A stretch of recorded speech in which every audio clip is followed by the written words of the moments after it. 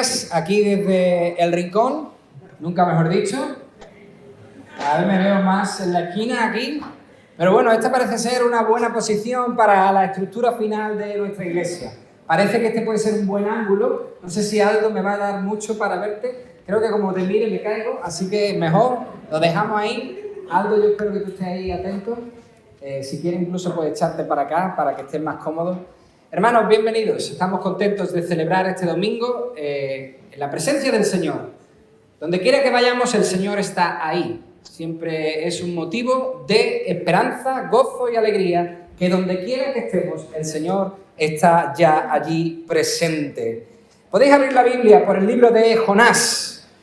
Estamos en el capítulo 3. Vamos a ver el capítulo 3 de Jonás entero. Y la semana que viene, Dios mediante, terminaremos con esta carta, más bien libro de Jonás, esta preciosa narrativa que encontramos de su testimonio. Antes de que comencemos con el estudio, quiero que todos podáis prestar especial atención. No sé si se va a ver bien, pero quiero mostraros una caricatura, creo que es así como se llama. No sé si tiene algún nombre más específico, pero es un pequeño dibujo que tiene una ilustración muy importante para nuestro estudio de hoy. Aquí lo tenéis. No sé si lo llegáis a leer, pero entendemos que esa mamá le dice a su hijo: mi paciencia tiene un límite, y el hijo le dice: mi obediencia también. Es gracioso. No tengo que decir que no. Es gracioso, sí. La mamá parece una mamá del siglo XXI, ¿verdad? Mi madre no lidiaba conmigo con palabras, yo entendía claramente, mi obediencia tenía unos límites bien estructurados y yo lo sabía sin necesidad de que ella me dirigiese la palabra. Esta parece una madre más moderna y dice: mi paciencia tiene un límite, mi obediencia también. Hermanos, esta caricatura me hizo pensar que verdaderamente la obediencia tiene límites. Y los límites se los ponemos nosotros. La obediencia tiene límites, porque nosotros decidimos que los tenga. Y me refiero a la obediencia a Dios, nuestro Padre. Tiene unos límites que nosotros mismos le hemos puesto. Y el estudio de hoy va acerca de romper los límites de la obediencia. Hoy vamos a ver en Jonás capítulo 3 cómo se pueden romper los límites de la obediencia. Vamos a leerlo. Jonás, capítulo 3, muy interesante esta lectura, que ya veréis que tiene mucha relación con esta fotografía. Dice que Jehová se dirigió por segunda vez a Jonás y le dijo: levántate y ve a Nínive, aquella gran ciudad, y proclama en ella el mensaje que yo te diré. Jonás se levantó y fue a Nínive, conforme a la palabra de Jehová. Nínive era una ciudad tan grande, tanto que eran necesarios 3 días para recorrerla. Comenzó Jonás a adentrarse en la ciudad y caminó todo un día predicando y diciendo: dentro de 40 días Nínive será destruida. Los hombres de Nínive creyeron a Dios, proclamaron ayuno y desde el mayor hasta el más pequeño se vistieron con ropas ásperas. Cuando la noticia llegó al rey de Nínive, este se levantó de su silla, se despojó de su vestido, se cubrió con ropas ásperas y se sentó sobre ceniza. Luego hizo anunciar en Nínive, por mandato del rey y de sus grandes, una proclama que decía: hombres y animales, bueyes y ovejas, no prueben cosa alguna, no se les dé alimento ni beban agua, sino cúbrase hombres y animales con ropas ásperas y clamen a Dios con fuerza. Cada uno se convierta de su mal camino y de la violencia que hay en sus manos. Quizá Dios se detenga y se arrepienta, se calme el ardor de su ira y no perezcamos. Vio Dios lo que hicieron, que se convirtieron de su mal camino y se arrepintió del mal que había anunciado hacerles, y no lo hizo. ¡Wow! Impresionante. Jonás capítulo 3. Vamos a orar. Señor, muchas gracias porque hemos podido leer la Biblia y lo hacemos en libertad. A ti la gloria, Señor, por poder disfrutar de tantos beneficios. Señor, quizás son tantos beneficios los que a veces nos impiden obedecer como debemos. Yo te pido, Señor, que hoy tu palabra llegue a nosotros. Hoy nosotros nuevamente, como hemos cantado, reconocemos que nuestras faltas son muchas, pero tu gracia es mayor. Y en tu gracia nos apoyamos. En tu gracia esta mañana nos sostenemos. En tu gracia esperamos grandes cosas. Oramos para que tú intervengas en este estudio con el poder de tu palabra. Señor, te pido que tu Espíritu Santo transforme nuestras vidas. En el nombre de Jesús. Amén. Amén. Probablemente, hermanos, había pasado un tiempo desde que el gran pez le vomitara en tierra. Quizás Jonás, después de haber pasado ese trauma donde casi pierde la vida ahogándose y es rescatado por un pez, buscó el lugar más apropiado para ofrecer ofrendas y sacrificios por haber sido librado de la muerte. Buscó el lugar más apropiado para cumplir los votos que le había hecho al Señor por haber derramado Dios tanta misericordia sobre su vida, rescatándole de una muerte segura, ahogándose en el mar. Entonces llega el capítulo 3. En ese momento después, ya en tierra, al igual que en el capítulo 1, versículo 1, la palabra del Señor llegó a él. El llamado de Dios volvió nuevamente. Dice el primer versículo que por segunda vez el Señor llama a Jonás. ¿Por qué? Porque la tarea estaba incompleta. La tarea estaba sin terminar.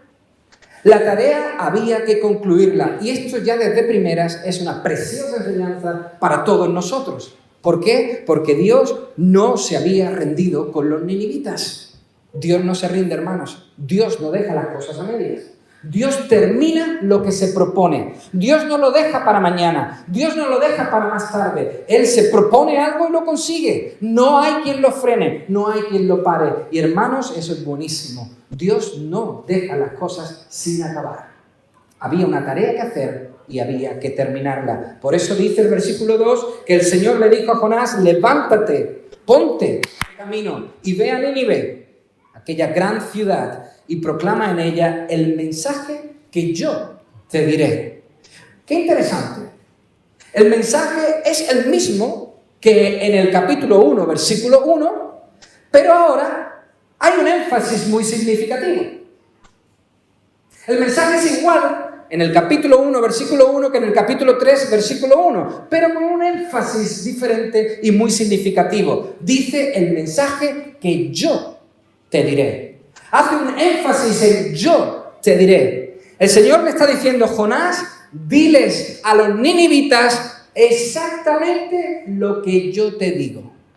No lo que tú quieres, lo que yo te digo. Hermanos, voy a deciros una cosa muy importante. Dios no solo orquesta las circunstancias. Dios no solo maneja la tormenta. Dios no solo maneja el gran pez. Dios no solo maneja la naturaleza y los animales, sino que también Dios orquesta los mensajes. Las palabras son suyas, les pertenecen a Él. Un mensaje que, como ahora veremos en el transcurso de nuestro estudio, encajaba perfectamente con las circunstancias por las que estaban pasando los ninivitas. Un mensaje que encajaba perfectamente con su situación. Nínive, la gran ciudad, la gran admirada, la gran temida, iba a enfrentarse al más grande, como hemos cantado, ¿verdad?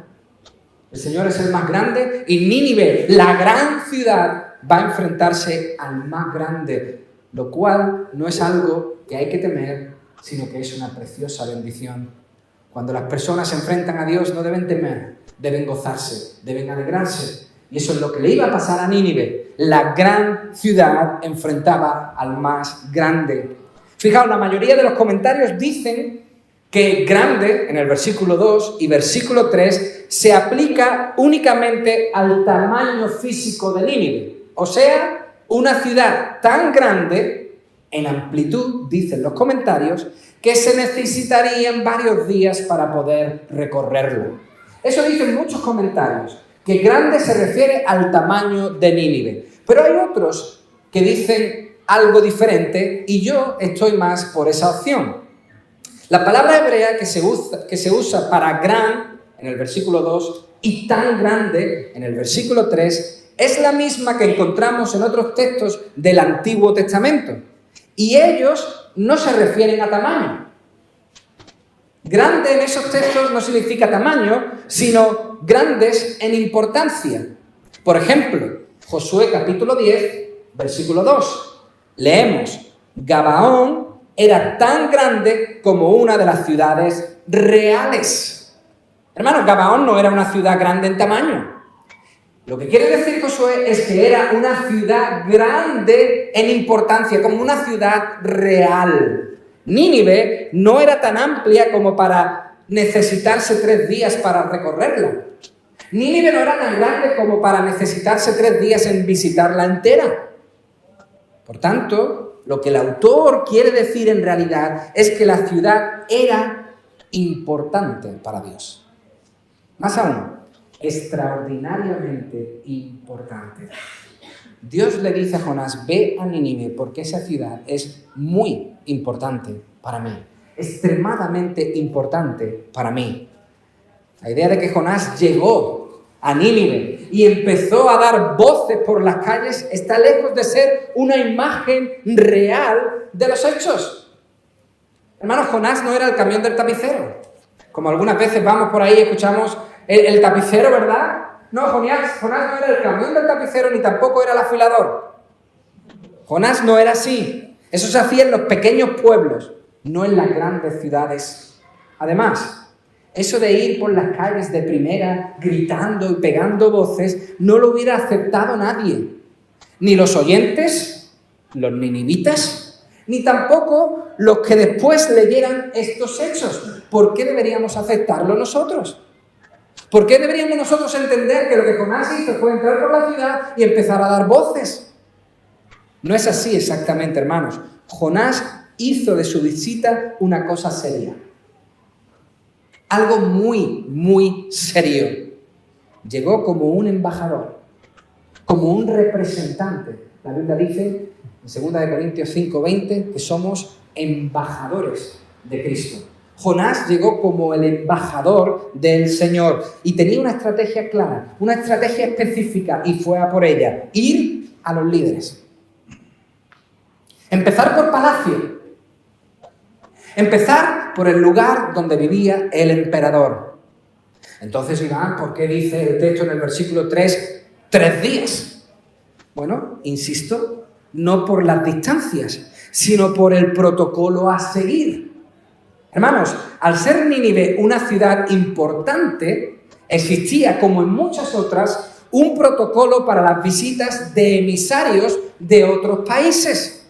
En el caso más específico de Nínive, era tan exigente el proceso que tenías que aguardar 3 días para que un líder o el rey te concediera audiencia.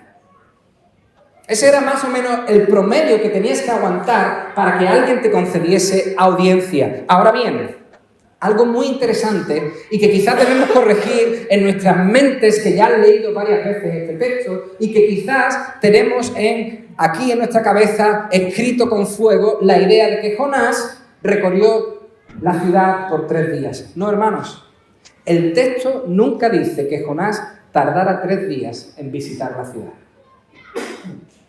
El texto no dice que Jonás estuviese 3 días dando vueltas. No lo leemos así. Ahora bien, esto también debemos saberlo. Lo impactante de nuestro relato es que a Jonás le costó solo 1 día. Hermanos, Nínive era tan protocolaria con las visitas ilustres que a cualquiera le hubiese llevado 3 días ver al monarca. Jonás lo consiguió el primer día, en pocas horas. El primer día ya le concedieron audiencia. No se dice nada del día 2 ni del día 3. ¿Por qué? Porque no hacía falta. Pues creyeron a la primera. No hizo falta recorrer la ciudad entera. Creyeron a la primera. Fijaos, hermanos, para que tengamos una idea de cómo pudo suceder, Para que podamos tener una imagen de cómo pudieron suceder los acontecimientos de esta visita, la Biblia recoge un texto muy parecido, pero con un final diferente. Yo os pido que dejéis ahí el dedo marcado o un marcador o algo en Jonás capítulo 3 y vengáis conmigo a Jeremías capítulo 36. Jeremías capítulo 36. Jeremías está antes que Jonás. Lo encontraréis en el Antiguo Testamento. Jeremías capítulo 36. Ahí encontramos una historia muy parecida a lo que vivió Jonás en esta visita. Es digno de leerlo entero, es digno de leerlo, pero vaya, y disfrutarlo. Lo que ocurre es que, por amor al tiempo, simplemente vamos a hacer un resumen de algunos versículos y leeremos otros. Pero esto nos va a ayudar, hermanos, a entender con claridad cómo fue la visita de Jonás. Fijaos, desde el versículo 1 al versículo 13 de Jeremías capítulo 36, el Señor tenía un mensaje para su pueblo, para Israel, para Judá y para todas las naciones. Y le dice al profeta Jeremías: hey Jeremías, toma un rollo en blanco y escribe en el rollo todos los mensajes que has dicho a Israel, a Judá y contra todas las naciones. Todos los mensajes que yo te di para Judá, Israel y para todas las naciones, escríbelos en ese rollo. ¿Qué hace Jeremías? Contrata o llama a un escriba para dictarle y que el escriba copiase. Este escriba se llama Baruc.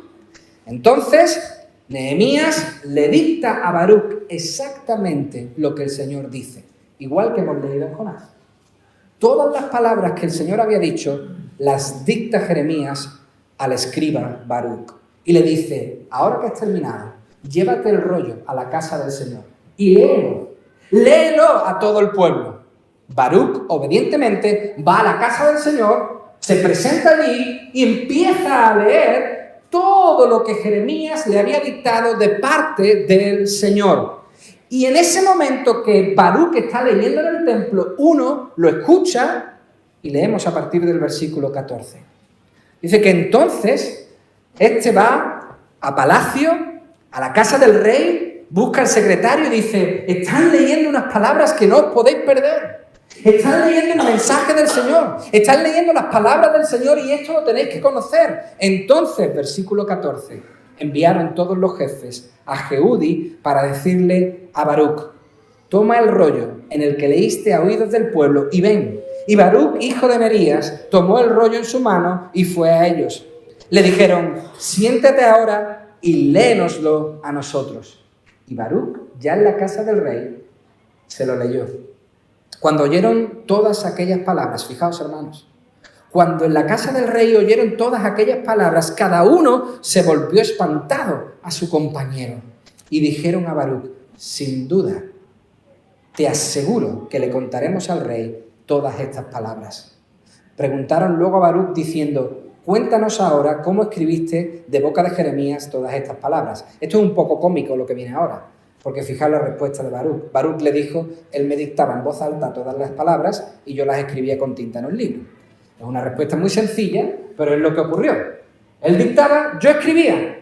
Entonces dijeron los príncipes a Baruc: vete, escondeos tú y Jeremías y que nadie sepa dónde estáis. Entraron luego a donde estaba el rey, al atrio, habiendo depositado el rollo donde estaba escrito todo en el aposento de Elisama, el secretario. Y contaron a oídos del rey todas estas palabras. Envió el rey de nuevo a Jehudi a que tomara el rollo y él lo tomó del aposento de Elisama, el secretario. Y leyó Jehudi del rollo a oídos del rey y a oídos de todos los jefes que se hallaban junto al rey. Estaban entonces el rey en la casa de invierno, en el mes 9, y había un brasero encendido delante de él. Hermanos, la palabra de Dios llegó al rey, a los príncipes, a los jefes, a los grandes, ¡brum!, rapidísimo. De estar leyéndose en la casa de Dios, llegó a palacio, directamente al rey, así como vemos en el libro de Jonás. Pero fijaos qué triste, versículo 23. Y cuando Jehudi había leído 3 o 4 planas, esto es, 3 o 4 párrafos, el rey, qué triste, el rey Joacim es su nombre, el rey las rasgaba con un cortaplumas de escriba y las arrojaba al fuego que había en el brasero. Así hasta que todo el rollo se consumió en el fuego del brasero. No tuvieron temor, ni rasgaron sus vestidos, ni el rey Joacim, ni ninguno de sus siervos que oyeron todas estas palabras. ¡Wow! Hermanos, algo así le pasó a Jonás. Él empezó a anunciar las palabras del Señor y rápidamente fue llamado a la presencia del rey. Él tampoco necesitó 3 días para poder explicar el motivo de su visita. ¿Por qué? La respuesta es muy sencilla. La gente de Nínive se arrepintió antes de que Jonás pudiera cumplir con la tarea completa. A diferencia de Joacim, la gente se arrepintió nada más oír el mensaje. El profeta fue directo y lanzó el mensaje de Dios, versículo 4. Dentro de 40 días, Nínive será destruida. Esa palabra destruida es un poco ambigua. Significa dar la vuelta. Por lo tanto, podemos pensar que significa que en 40 días Nínive iba a ser arrasada o en 40 días Nínive iba a ser otra ciudad. Se le iba a dar la vuelta. Iba a ser una ciudad diferente. La verdad es que Jonás empezó a hablar y dice el versículo 5 que creyeron en Dios en masa. Todos. Los ninivitas solo necesitaron una palabra inicial, unas pocas palabras para alejarse de sus prácticas malvadas. Hermanos, las palabras de Jonás alcanzaron de inmediato sus corazones porque tenían las orejas ansiosas.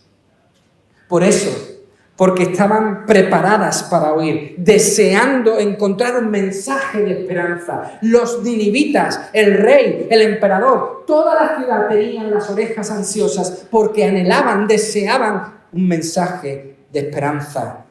No hicieron falta 3 días de predicación. No. Con unas pocas horas, en el primer día, ya le fue suficiente a Jonás. El mensaje llegó a los líderes, a los grandes, dice el versículo 7, al rey y a toda la ciudad. De hecho, Jonás, ¿lo veis? No tuvo que continuar con su labor. No tuvo que proseguir con su labor. Fueron ellos mismos, el rey mismo, el que hizo el trabajo de proclamar la noticia. Cuando el rey oye la noticia, le dice, no me digan más, Jonás, y el rey lanza el mensaje a todo el pueblo. Son los líderes, los grandes, los que van al pueblo a anunciar el mensaje. Jonás no tiene que ir, son ellos los que extienden el mensaje a todos. Hermanos, impresiona. Es muy impresionante cómo lo oyen, lo entienden y lo obedecen. Así es el proceso, lo oyen, lo entienden y lo obedecen. Se arrepienten de su maldad sin cuestionarlo.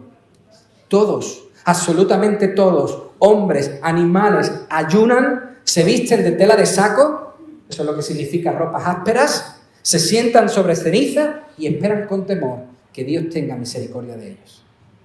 Todos, hombres y animales, la ciudad entera. De hecho, noticia en el versículo 6 es en realidad la palabra la palabra de Dios. Y llegó en el versículo 6 es en realidad tocó. O sea que la traducción más certera del versículo 6 es esta. Y la palabra tocó al rey de Nínive. La palabra penetró el corazón del rey de Nínive. Como dice el comentarista Stuart, el emperador asirio suplicó la misericordia del Dios sobre cuya autoridad había predicado un profeta vasallo. ¡Wow! Hermanos, esto ha dejado a muchos boquiabiertos. Este capítulo 3 de Jonás ha sido digno de estudio por muchas personas. Un rey, un imperio, una ciudad entera rendida al mensaje de un profeta extranjero. Toda una ciudad, todo un imperio obedeciendo a un profeta extranjero? ¿Cómo es posible que los reyes de Israel, Joacim, como hemos leído en el capítulo 36 de Jeremías, siendo el pueblo de Dios, siendo ellos los escogidos de Dios, siendo Joacim nombrado por Dios, fuesen más reacios a creer y arrepentirse de lo que lo fue el rey de un pueblo tan pecador, tan pagano, tan malvado como Nínive? Como dice el comentarista, ¿qué condición podría producir tal temor y tal arrepentimiento? ¿Cómo es que los del pueblo de Dios no se arrepentían cuando el mensaje de su Dios llegaba a ellos? Y este rey pagano sí lo hizo. Pero no solo él, sino toda la ciudad. ¿Cómo es posible? Hermanos, es impactante leer que el rey oyese a Jonás. Es impactante leer que Jonás consiguiese audiencia con el rey. Pero lo es más aún saber que Jonás lo hizo el primer día, cuando nadie podía ver el rey de primeras. Como digo, esto ha sido la curiosidad de muchos. Muchos se han preguntado cómo es posible que esto sucediese así, tan simple, tan rápido. ¿Cómo es posible? Muchos han buscado respuestas a un hecho histórico único. Un profeta llega y todo un imperio asirio se arrepiente de sus hechos. Fijaos, Donald John Wiseman, un inglés que vivió principalmente en el siglo XX, aunque también vivió en el XXI, murió en 2010. Este hombre es un arqueólogo, un erudito bíblico, un hombre que conoce mucho acerca de pueblos antiguos, es un especialista en el mundo asirio. De hecho, enseñaba, yo no sabía que existía una cosa así, en la Universidad de Londres, asiriología. Toda una asignatura dedicada a los asirios. Este hermano nuestro, Donald John Wiseman, dice que esta reacción de los ninivitas, del emperador y de toda la ciudad, fue ocasionada o pudo ser ocasionada por 4 factores.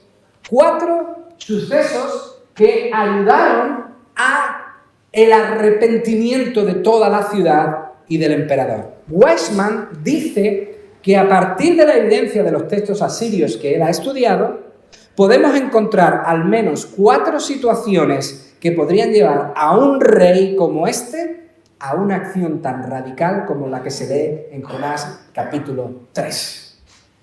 Digno de leer la investigación que hace este hermano nuestro Wiseman acerca de qué cosas sucedieron para que este rey y toda la nación se arrepintiese de primeras. Bueno, punto número 1. La invasión de la tierra por un enemigo. Es verdad que en tiempos de Jonás, Nínive no estaba siendo seriamente amenazada.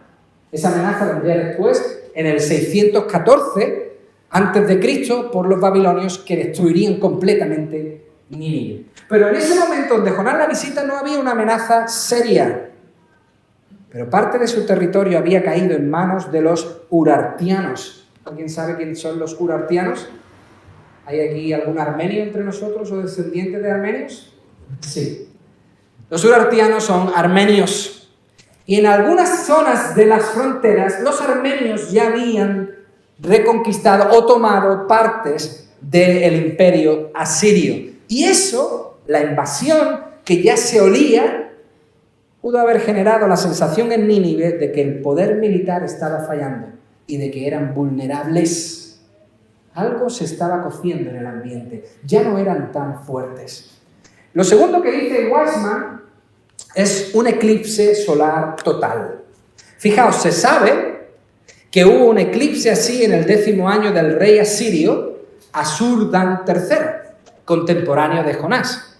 Wiseman proporciona traducciones de lo que decían los asirios después de un eclipse solar total. Esto decían los asirios. Si veían un eclipse solar, decían, ¡oh, un eclipse! Eso es que el rey será depuesto y asesinado. ¡Oh, un eclipse solar! La lluvia del cielo inundará la tierra y habrá hambre. ¡Oh, un eclipse solar! El fuego consumirá la tierra, las murallas de la ciudad serán destruidas. Cosas así decían los asirios cuando veían un eclipse en el cielo. Los reyes asirios se tomaban muy en serio el tema de los eclipses, como si el cielo les estuviese hablando, como si el cielo se estuviese comunicando con ellos. Ellos veían que alguien les estaba mandando un mensaje. Esto, unido a las guerras perdidas en zonas pequeñas, preocuparía mucho al monarca, en este caso a un monarca tan débil como Ashur-dan III. El tercer suceso que dice Weizmann son terremotos. Los terremotos eran para los asirios una evidencia clara de la ira divina. Si había un terremoto, el Señor se había enfadado. Los dioses se habían molestado. Se tiene registrado un gran terremoto en tiempos de Ashur-dan III. O sea, un eclipse solar más un terremoto, para los asirios era el final del túnel. Era una combinación mortal. Ahora es aún más comprensible que el rey recurriera a la tela de saco y a las cenizas para arrepentirse. Pero hay un último factor que dice Weizmann que pudo ocurrir, y es hambruna e inundaciones. Hermanos, las inundaciones tienden a contaminar los suministros de aguas, y en ese tiempo causaban muchas enfermedades. Muchísimas enfermedades. Interrumpían la producción de alimentos y, por lo tanto, provocaban hambrunas. La gente se moría de hambre. Pues bien, existen varias referencias a la hambruna en los tiempos del reinado de Ashur-dan III. El resultado de esa hambruna fue que hubo rebeliones contra él. Rebeliones contra el liderazgo de este rey Ashur-dan III en varias ciudades de Asiria. En definitiva, hermanos, cualquiera de estos sucesos, cualquiera de estos 4 eventos podría ser una evidencia de la ira divina, predisponiendo a un rey asirio a buscar liberación para su posición de autoridad, liberación para que su trono permaneciese intacto, dice Weizmann en este artículo tan interesante. Hermanos, lo que parece muy probable es que este rey de Nínive sufrió los 4 factores durante su reinado. Parece muy probable que el rey de Nínive sufrió la invasión por parte de enemigos, un eclipse solar total, terremotos, hambre, lluvia, inundaciones, enfermedades, rebeliones. Parece que este rey lo sufrió absolutamente todo. Por eso, cuando llega Jonás con ese mensaje de Dios a la ciudad, cuando Jonás aparece en palacio con el mensaje de Dios, ellos ya estaban preparados para recibirlo. Sus corazones ya estaban listos para oír un mensaje de esperanza. Hermanos, Dios manejó las circunstancias, como vemos aquí, para preparar el terreno al mensaje. Por eso dijimos al principio que era un mensaje que encajaba perfectamente en sus circunstancias. El mensaje fue la aclaración de lo que Dios les intentaba decir desde hace mucho tiempo. Lo que Jonás dijo aclaraba todos estos sucesos. Por eso dice el versículo 5, y esa es la primera palabra que encontramos en el versículo 5, creyeron. Nada más oír el mensaje, todos creyeron. Creyeron el mensaje de Dios porque, hermanos, el mensaje de Dios es digno de ser creído. ¿Por qué? Porque era, es y será un mensaje firme, digno de confianza y seguro. Tanto que dice el versículo 6 que el rey se levantó de su silla. O sea, se levantó de su trono, se levantó de la silla donde se encontraba y se puso con ropas ásperas sentado sobre ceniza. Hermanos, tal fue la respuesta de estos de Nínive. Tal fue la respuesta de los ninivitas que el propio Señor Jesús más tarde en el Nuevo Testamento dirá que ellos testificarán en el juicio. Mateo 12, 41. Los hombres de Nínive se levantarán en el juicio con esta generación y la condenarán, dijo Jesús, porque ellos se arrepintieron por la predicación de Jonás. Y en este lugar hay alguien que es más que Jonás. Los hombres de Nínive en el juicio se pondrán en pie y condenarán a aquellos que no han creído en el Señor Jesús. ¿Por qué? Porque ellos, a través de Jonás, creyeron en Dios. El pueblo, aunque Jesús hablara, no creía al Hijo de Dios. Es muy interesante, hermanos, ver que después de todo el mal que hicieron, después de lo malo que eran, después de lo dañino que eran, después de toda la basura que lanzaron, su fiereza, crueldad, rapacidad, ahora se arrepientan, y dice el versículo 10, y el Señor les perdona. ¡Wow! Después de tanta maldad, se arrepienten y el Señor les perdona. Ellos no lo sabían, pues dicen en el versículo 9, ¿quién sabe? ¿Quién sabe si el Señor nos perdonará?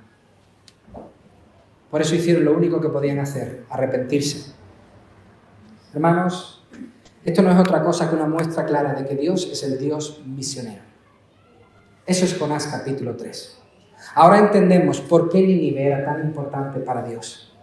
Porque estaba haciendo un trabajo misionero en ella. Dios había puesto su mirada en Nínive, la quería salvar y hacerla suya. Como en toda la historia, hermanos, así sucede. Dios envía misioneros a llevar su mensaje, pero Él va por delante de todos ellos. Eso tiene que quedarnos claro a todos nosotros. Dios nunca llega tarde.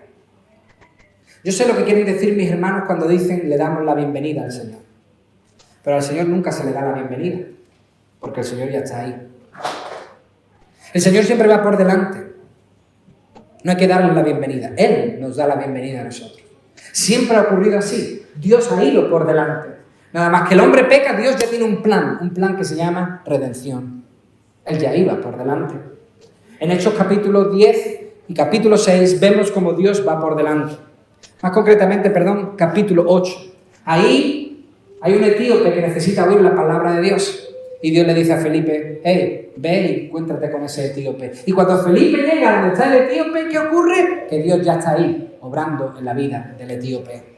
Le ocurrió también a Pedro, en Hechos capítulo 10. Le dice el Señor, Pedro, ve a casa de Cornelio. Y cuando Pedro va a casa de Cornelio, Dios ya estaba allí, obrando en la vida de Cornelio. Y toda su casa se convierte junto a él. Hermanos, Dios no nos está pidiendo que hagamos el trabajo. Dios no nos está diciendo, id, hacer misiones, convertir a las personas y luego traerle el informe. No, Dios no está ausente de nuestro trabajo. La Gran Comisión no dice, id y hacer que se conviertan.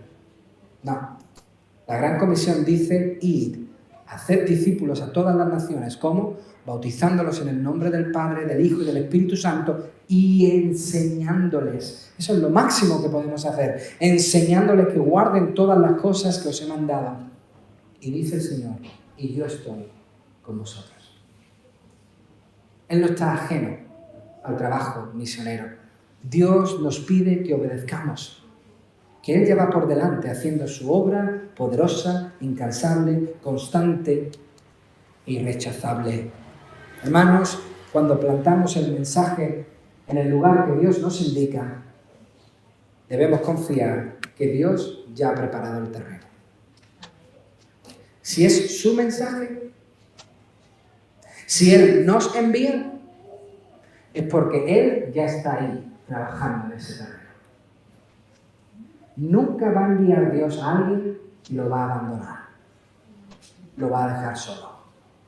Si Él envía y es su mensaje, es porque Él ya está obrando ahí.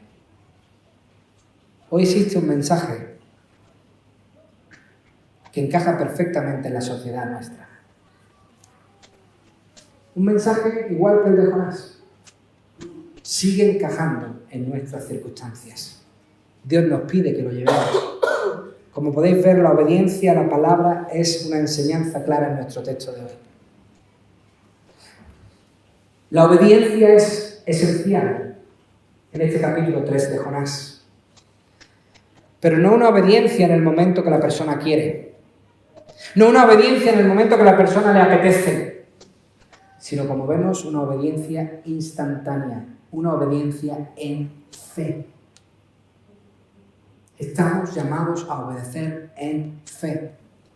Por eso la pregunta para nosotros hoy es: ¿cuánto nos cuesta obedecer el mensaje de Dios?